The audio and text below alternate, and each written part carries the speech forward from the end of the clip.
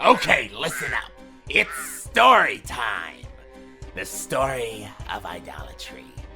Many years ago, before humans had cell phones and cars and McBurger's copyright trademark, they all had bowls. Lots and lots of bowls. These bowls were very important to human ways of life because it provided them with food, transportation, and materials. Bowls are great! I saw the potential to corrupt this need. I would create a sin that weakened God by taking away his worshippers. And so, I created idolatry in the image of a bull to lure humans with the promise of better lives and all the necessities they desired. Oh, hell, the bull god! Idolatry was a powerful demon, and his image became very popular among the humans. Those times were very fruitful for idolatry. But progress went on, and the humans began to modernize their ways of living. Soon they built machines to pick the food, and cars to travel in, and made synthetics for materials. The bull was not the object of their affections and worship anymore, and idolatry began to starve. Without worshippers or souls to feed on, he became a scavenger in hell and took souls from other sins. He made allies with weaker demons and protected them in exchange for offerings and praise. He had minions, but he was a god that nobody worshipped.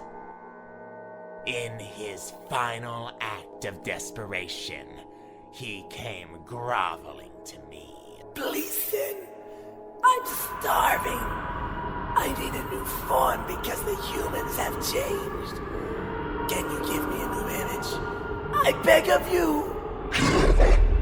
That does not benefit me. But my souls are your souls, Sin. Is that not every sin's purpose? To gather souls and extinguish their lights, so that you may consume us all back into the darkness. Then you can gain the strength to consume even the light of God himself. I'm your slave, but feed your slaves, and they can work harder for you. He had a point. Despite my power back then, I still lacked the strength to try a rematch with God for the universe.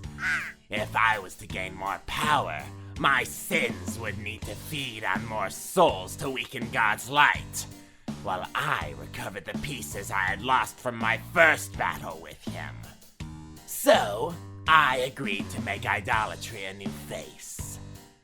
But what? The humans had all they needed now. Shelters, food, and comfort. But then, I saw what they had created. A lot of free time. They created things like chia pets, rubber chickens, novelty glasses, and wood cutouts in the form of fat ladies bending over for comical effect. The world was covered in nothing but useless junk. The humans no longer worshipped the items of necessity. They worshipped commodity. Wow, I love it all! I must have the toys, the video games, the DVDs, and its imports, the mangas, and the shirts, and the watches, and the special editions, and the reboots, and the card game! And the most excessive and useless object of their affections came in the form of a character who was half rat and half cat, named the Happy Kawaii Cat. His slogan, "Buy my stuff," was a big hit. This was a mascot that didn't stem out of a cartoon or a book.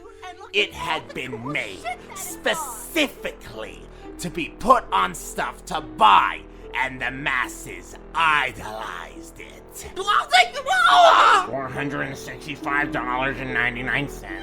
I had found the perfect new host for